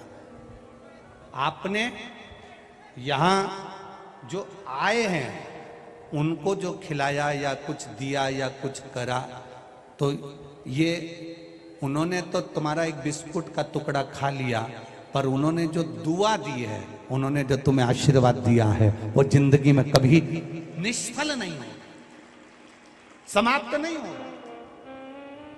करा भजन आपने, किया कीर्तन,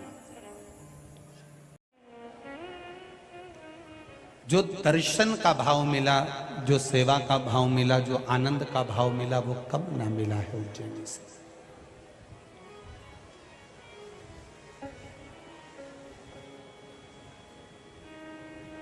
बस उससे एक बात अपने दिल की जरूर कहकर जाना,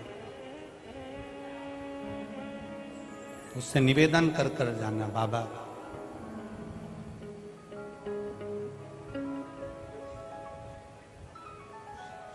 जहां भी रहूं तू मेरे हृदय में हमेशा समाया रहा है, जहां भी।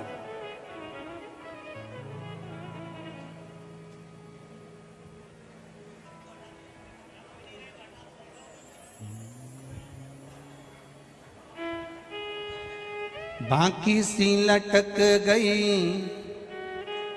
नैनों में अटक गई, कब तुम दर्श दिखाओगा।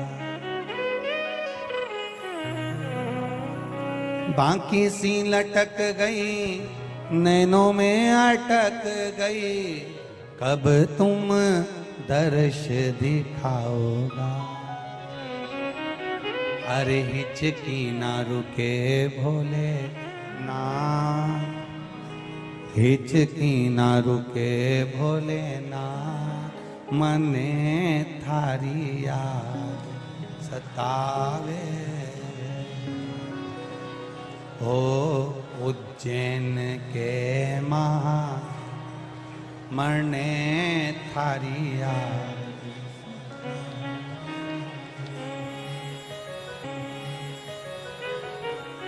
उज्जैनी छोड़ो महाकाल, उज्जैन छोड़कर हमारे साथ 2 कदम मेरे घर तक तो चलो महाकाल, 2 कदम मेरे दरवाजे,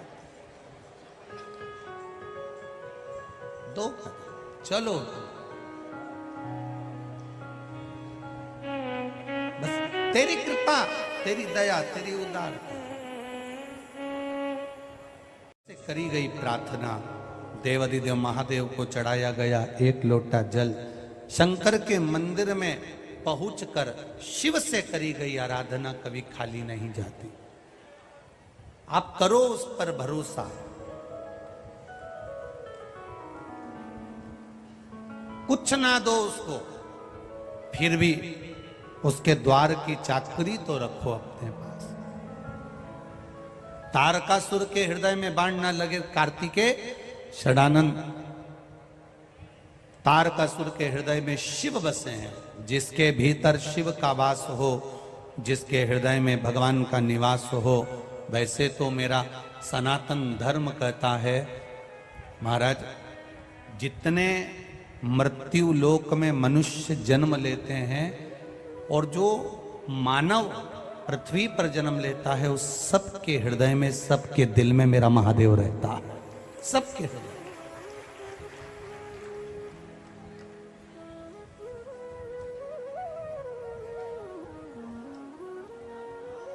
हमारा हिंदू धर्म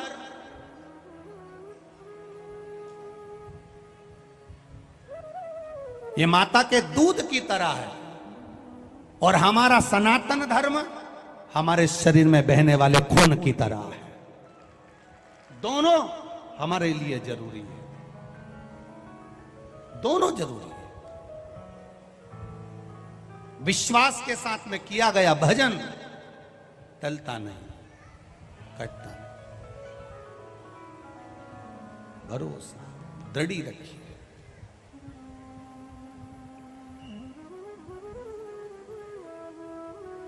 इस तारकासुर के हृदय में चोट ना लगे, इसका ध्यान रखिएगा। इस तारकासुर के हृदय में बाण ना लगे, इसका ध्यान रखिएगा। षडानंद कार्तिकेय जी जब तारकासुर को मारने के लिए गए तो तारकासुर सामने खड़ा हुआ था। पहला असुर, पहला राक्षस लंकाधिपति रावण भी राम जी के सामने खड़ा हुआ तो उसकी आंख में आंसू नहीं थे। कंस भगवान कृष्ण के सामने लड़ने खड़ा हुआ तब उसकी आंख में आंसू नहीं थे। हिरण्यकशिपु जब लड़ने के लिए सम्मुख में खड़ा हुआ तो उसकी आंख में आंसू नहीं थे। हिरण्याक्ष लड़ने के लिए सामने खड़ा हुआ तो उसके सामने आंसू नहीं थे। पर विश्व का, दुनिया का पहला असुर था तारकासुर। जब षडानंद कार्तिकेय के सामने खड़ा था तो उसकी आंख में से आंसू की धार बह रही थी। तो षडानंद कार्तिकेय ने बाण चलाने से पहले मुस्कुराकर पूछ लिया तारकासुर से कि तारकासुर, तेरे प्राण जाने वाले हैं और तू रो रहा है? एक शूरवीर राजा युद्ध के मैदान में रोए, ये कहां की रीति है?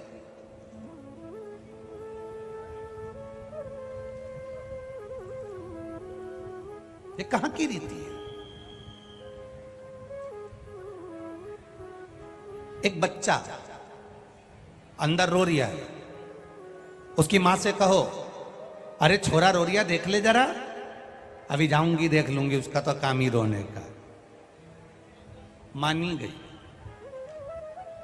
छोरा रोया, ए बहू चली जा, उके देख ले नाना के, वो रो ही रिया है, जा जरा छोरा के देख।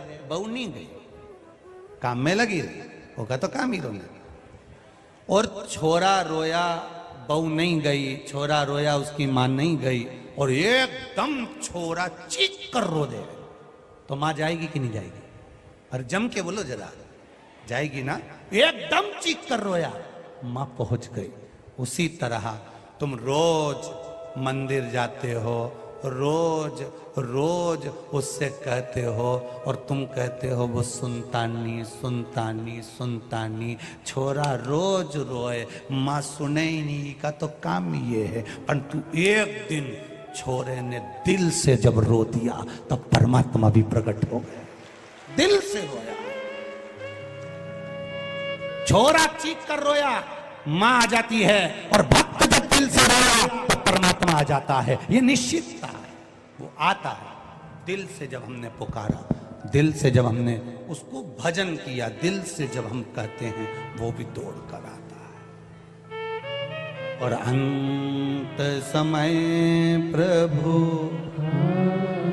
पड़ेगा, वचन दिया तो निभाना पड़ेगा। आए ना आए प्रभु कुटुंब कबीला। दीनानाथ तू नहीं गाएगा, पहले इनको गाने देना। आए ना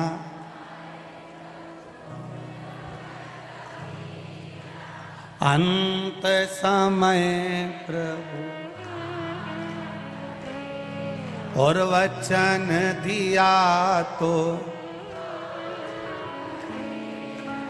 बस उसने वचन दे दिया तो निभाएगा, निश्चित है। तुम मंदिर में जाती हो ना, ऊपर से आंसू मत बहाओ। मंदिर में किसी को आंसू दिखाने की जरूरत नहीं है। मंदिर में किसी को साड़ी कपड़ा दिखाने की जरूरत नहीं है। मंदिर में भगवान को रिझाने के लिए जाओ, दिल से उसको पुकारो, दिल से। कुछ नहीं बने तो भजन की एक लाइन गुनगुना लिया करो, भोलेनाथ दया करना,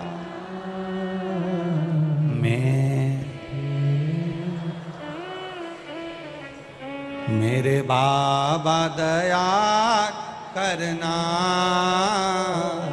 मैं तेरे, मैं उसके भरोसे हूं। आप कुछ ना बने तो भजन की एक लाइन गुनगुना।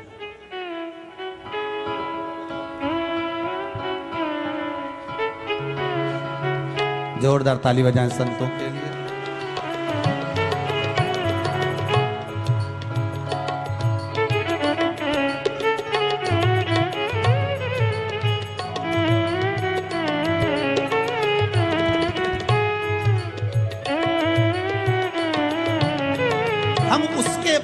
पर जिए, हम उसके सहारे पर जिए। मेरे बाबा दया, आवाज नहीं आई, पूरा बंडाल एक साथ बोलो, हम उसके भरोसे बने। मेरे बाबा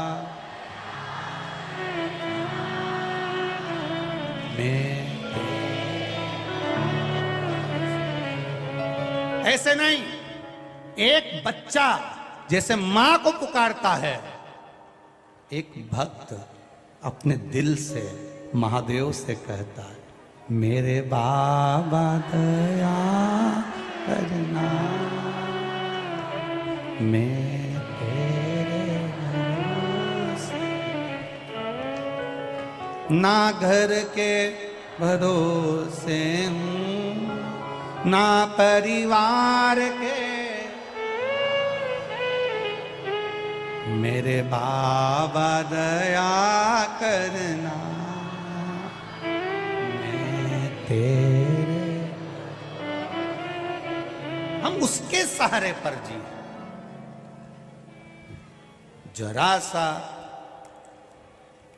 जरा सा अगर कोई तकलीफ आई तो तुम कह देती हो मैं अब भी फोन लगाती हूं, अब भी। उसी तरह सच्चा भगत ऐसा होता है, जरा सी घर में तकलीफ आई, मैं अब भी लोटा भर के जल चढ़ाती हूं, अब भी। विश्वास जागेगा तब महादेव मिलेगा। ये पत्र जितने हैं तुम्हारी उज्जैनी में ही रहेंगे, ये सारे पत्र। और देखो कितने हैं।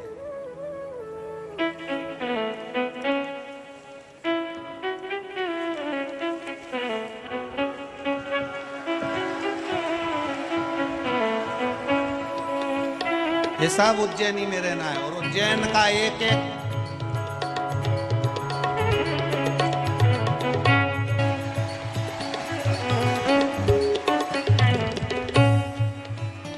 ये महाकाल का विश्वास, ये उसका भरोसा है।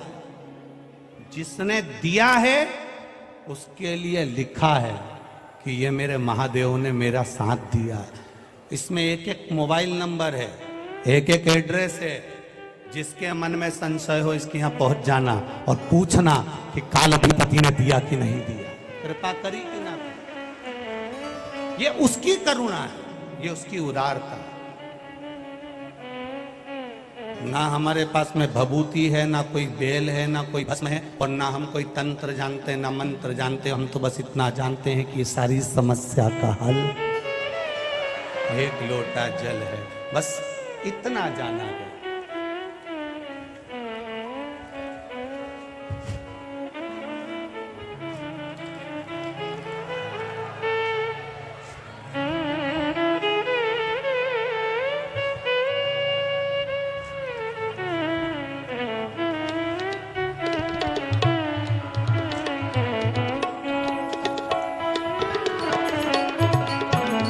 यहाँ कोई विद्या, तंत्र, मंत्र या भभूति या ये कुछ भी हमारे पास में नहीं है। हम तो इतना जानते हैं कि आप जितने दृढ़ी शिव के प्रति हो, जितना आपका भरोसा शंकर जी के प्रति जागृत होता चले जाएगा, उतना महादेव आपकी सुनता चले जाएगा और झोली भरता चले जाएगा। आप विश्वास रखिए,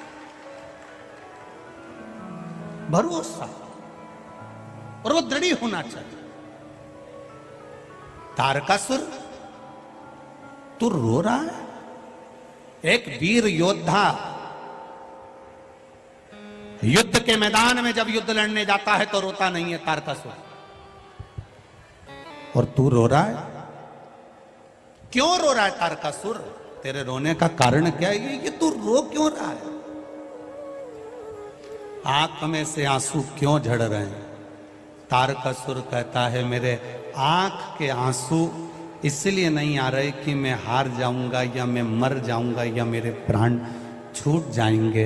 ये आंसू मरने के नहीं हैं, ये आंसू अगर आ रहे हैं तो केवल इतनी सी बात के लिए आ रहे हैं, मेरी खुशी के आंसू हैं। मेरे महादेव विवाह नहीं कर रहे थे, जब सती मैया चली गई थी और तप में लीन हो गए थे तो मेरे महादेव विवाह नहीं करना चाहते थे, शादी नहीं करना चाहते थे, शादी नहीं करना चाहते थे। मेरे महादेव विवाह नहीं करना चाहते थे। पर मैं भी शिव का भक्त, ब्रह्मा जी से वर में मांग लिया, मरूंगा तो शिव के पुत्र द्वारा मरूंगा। आज मेरे महादेव ने शादी कर ली, विवाह हो गया, उनके पुत्र का मुझे दर्शन हो गया। अब भले मर जाऊं तो कोई गम नहीं है। भक्त भगवान से मांगता क्या है? क्या मांगता?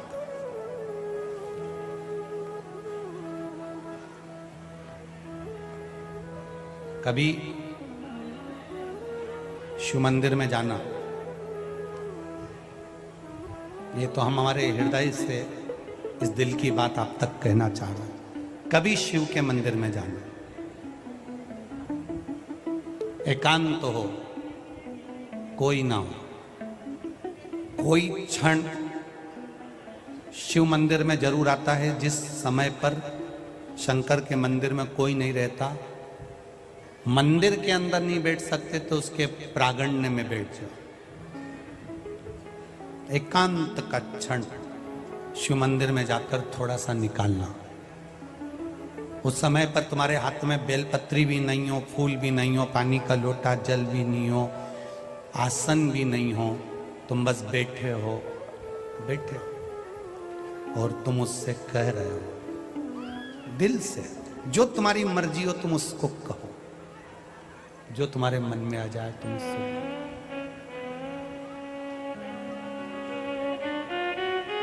सुनेगा।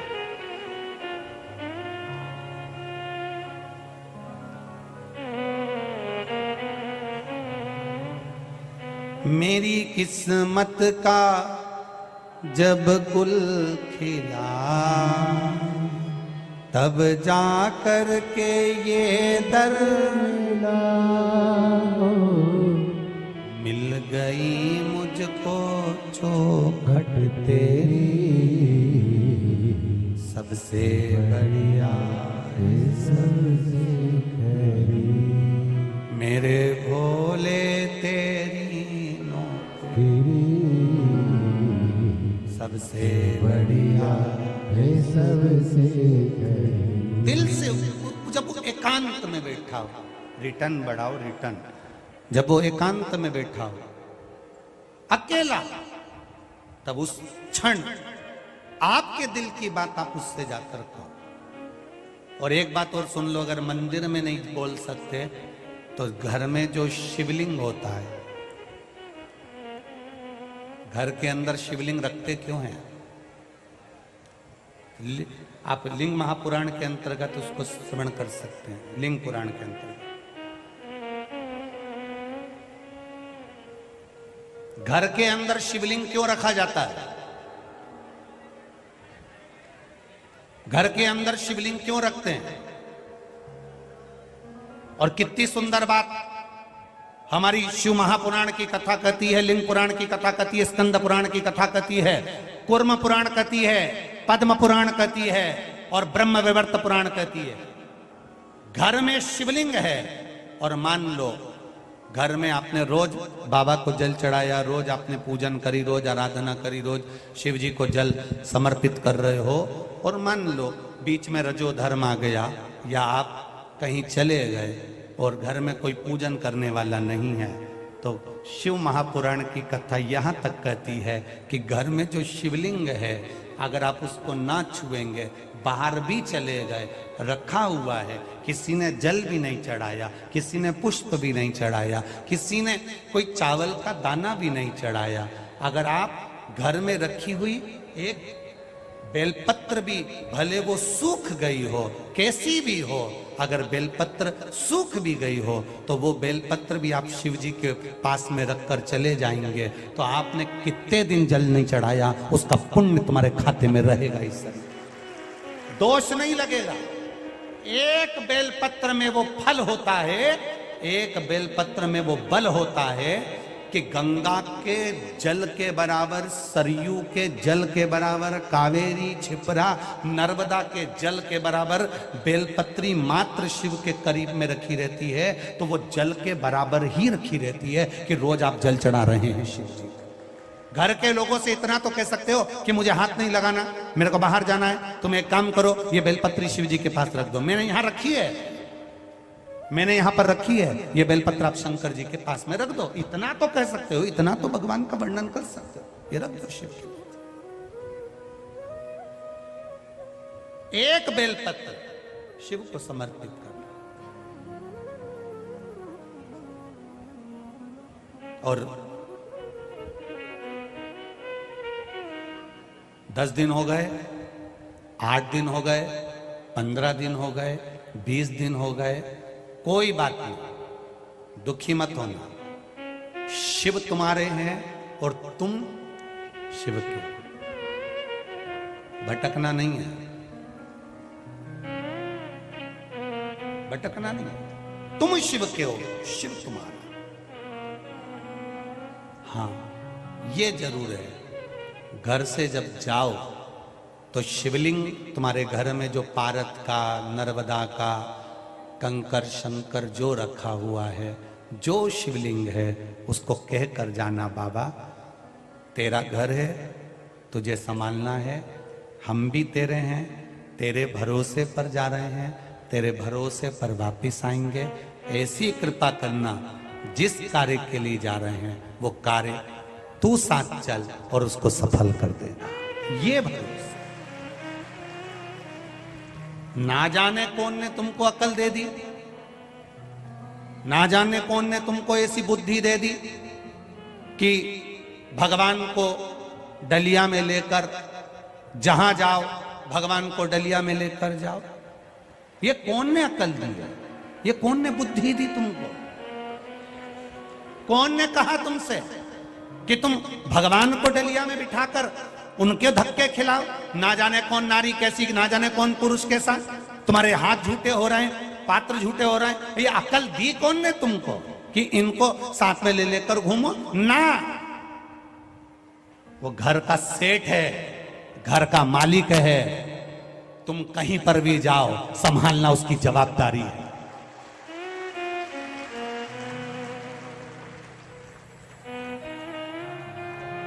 संभालना उसकी जवाबदारी है। शिवलिंग है, घर में रखो।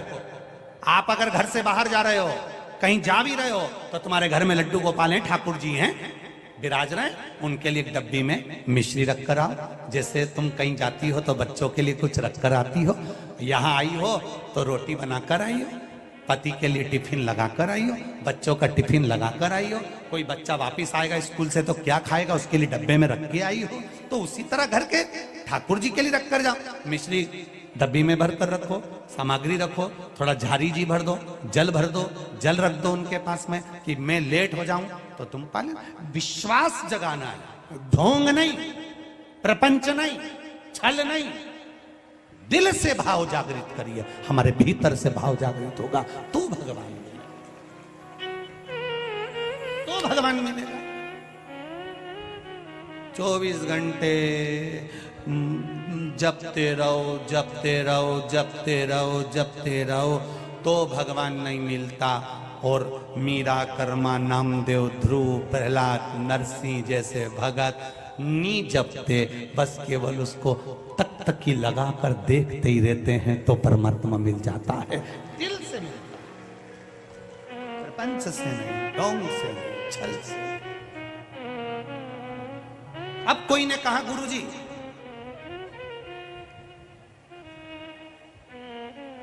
शंकर भगवान का स्मरण करना, घर में जो शिवलिंग है उसकी पूजन करना। कोई कहता है कि घर में शिवलिंग नहीं रखना चाहिए, तो जो कहता है उसको एक बार शिव महापुराण अच्छे से पढ़ लेना चाहिए। जो कहते हैं घर में शिवलिंग ना हो उनको शिव पुराण अच्छे से पढ़ना चाहिए। गीता प्रेस गोरखपुर की एक शिव महापुराण की कथा, एक पुराण अपने घर में लेकर आओ और दिल से एक एक लाइन। हम ये भी नहीं कहेंगे कि तुम संस्कृत में पढ़ो, तुम तो हिंदी पढ़ना जानते हो तो हिंदी में पढ़ो। धीरे धीरे एक एक लाइन को पढ़ना, समझना कि हमारी पुराण क्या कह रही है, इस पुराण के अंदर क्या क्या लिखा है, क्या हमको समझना पड़ेगा। कहीं सियोर वाला महाराज झूठ तो नहीं बोल रहा व्यासपीठ पे बैठकर। एक एक चीज पढ़ो।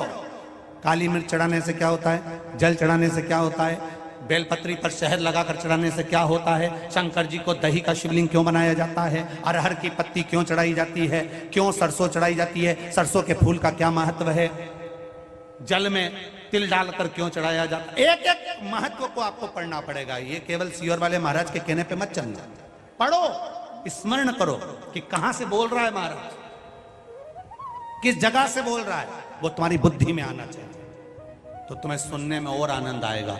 हमने पढ़ रखा है, महाराज जी ने यहां से बोला है, हमारे स्मरण में है, महाराज जी ने यहां से बोला है, तो आनंद और बढ़ेगा, और भक्ति बढ़ेगी, और जागरूकता बढ़ेगी। हर कोई कह देता है तुमसे, क्यों जा रहे हो शिव मंदिर, शंकर जी को जल चढ़ाने से कुछ नहीं होगा, ये पत्र लिखा, अगर पत्र कहीं नहीं गया होगा तो मिल जाएगा।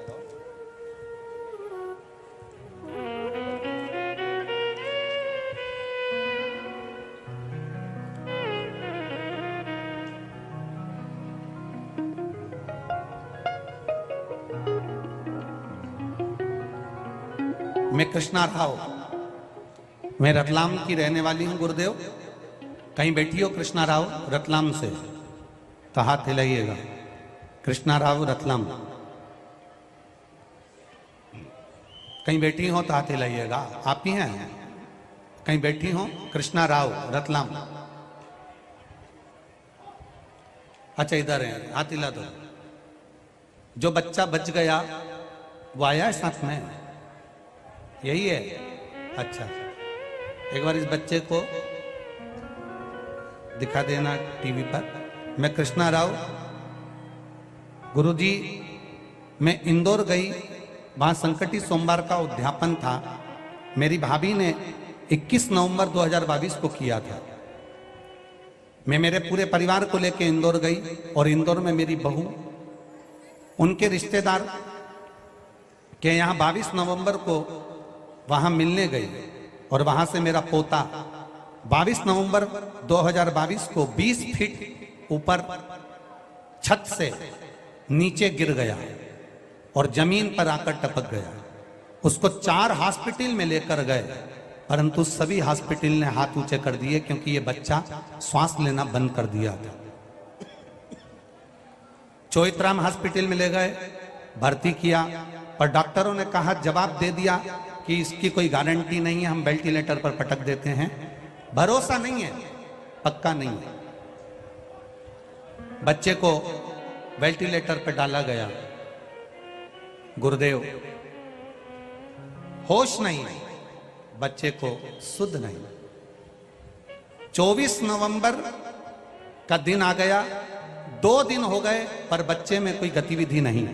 तब मेरा भतीजा शिवजी के मंदिर की चढ़ी हुई एक बेलपत्र ले आया और जल ले आया और उसके मुख में, डॉक्टरों ने तो नहीं डालने दिया पर हमने उसके मुंह पर, होठ पर उस जल को लगाया और बेलपत्री रखी। बाबा की कृपा से 15 दिन तक लगातार बेलपत्री दी और डॉक्टर ने कह दिया था इसका कोई भरोसा नहीं, वेंटिलेटर पर 15 दिन तक पड़ा रहा बच्चा। श्वास बस चल रही थी, शरीर चालू नहीं था। बाबा की कृपा देखिए गुरुदेव, जहां डॉक्टरों ने हाथ खड़े कर दिए थे वहां एक बेलपत्री और जल ने बाबा की कृपा से इस बच्चे को बचा लिया। हमारे बीच में ददरुआ धाम वाले महाराज जी पधारे हैं, एक बार जोरदार ताली बजाकर स्वागत करिए। ये बच्चा देवाधिदेव महादेव की कृपा से बचा। एक बार बच्चे को ऊंचा कर दो, हाथ थोड़ा सा, दोनों हाथ उठाकर हर हर महादेव। बैठिए, श्री शिवाय नमस्ते।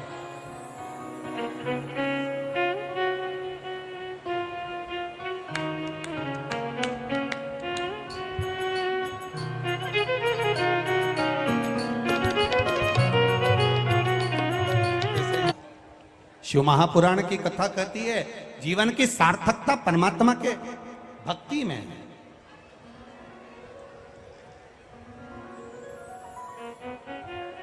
शिव तत्व की ओर जाने। तारकासुर मन में जो सोचा था उसने वो पूर्ण किया। गए तारकासुर के प्राण, तारकाक्ष विदुमाली कमलाक्ष की ने सत्ता संभाली। समय आया, शिव महापुराण की कथा कहती है, भगवत भजन का स्मरण बढ़ा, भक्ति बढ़ी, विश्वास बढ़ा। आगे प्रसंग मंगल गणेश विवाह का आएगा।